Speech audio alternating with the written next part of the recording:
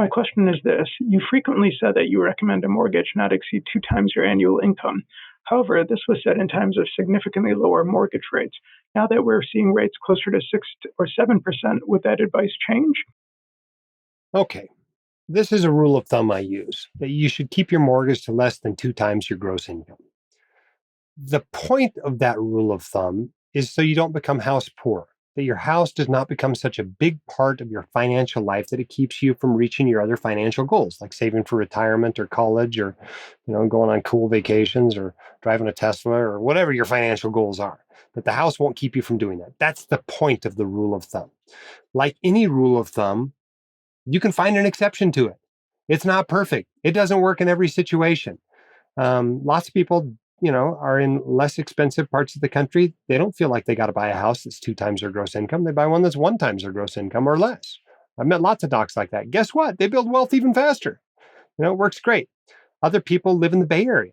They live in Miami. They live in DC. They live in Manhattan. They live in San Diego. Maybe Salt Lake soon. The real estate's going up around here.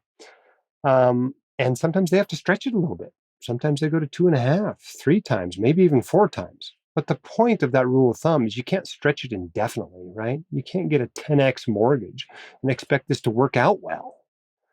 Now, as interest rates have gone up, yes, that makes it more difficult to afford a mortgage. A mortgage that might have been, a 30-year mortgage that might have been $1,200 might now be $2,200 because you've gone from 2.5% to 7.5% in some cases. And so, yeah, you've got to work that into your calculation. But, does that mean I would be less likely to stretch if I was in San Diego? Probably. Does that mean I might not buy quite as expensive of a house if I lived in Indianapolis or Oklahoma City or something like that? Probably not. It's probably not going to affect me much. Let's be honest. The shorter your mortgage term, the less the interest rate matters. If you get a 15-year, it matters a lot less than a 30-year. If you pay the thing off in 5, the interest rate doesn't matter nearly as much because you're just not paying interest for nearly as long. So it's just a rule of thumb. Yeah, houses are less affordable when interest rates go up, but I'm not going to change the rule of thumb every time interest rates change. I came up with it before interest rates were 2.5%. When I got my first mortgage, it was 8%. My second one was 6.25%, I think. So, I'm familiar with these interest rates. I think the 2x rule is still pretty good at these interest rates. Maybe it should have been 2.5 or 3x when interest rates were 3%. But like I said, I'm not going to change the rule of thumb. That's all it is. You got to know enough to apply it to your situation. It's just a general guideline. But be careful. Don't become house poor. The one advantage of, picking up a mortgage now at 7%, 8%, whatever you're paying now for your mortgages, is you may not be stuck there forever, right? It wouldn't surprise me at all if interest rates went down. Maybe they go down to 6% or 5% and you can refinance.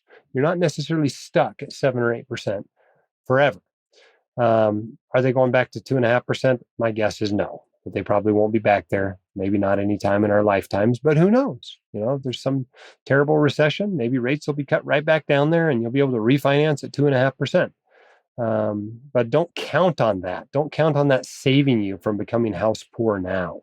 I don't think you can rely on interest rates going down. They're just too hard to forecast in the future.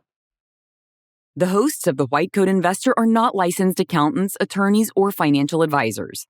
This podcast is for your entertainment and information only. It should not be considered professional or personalized financial advice.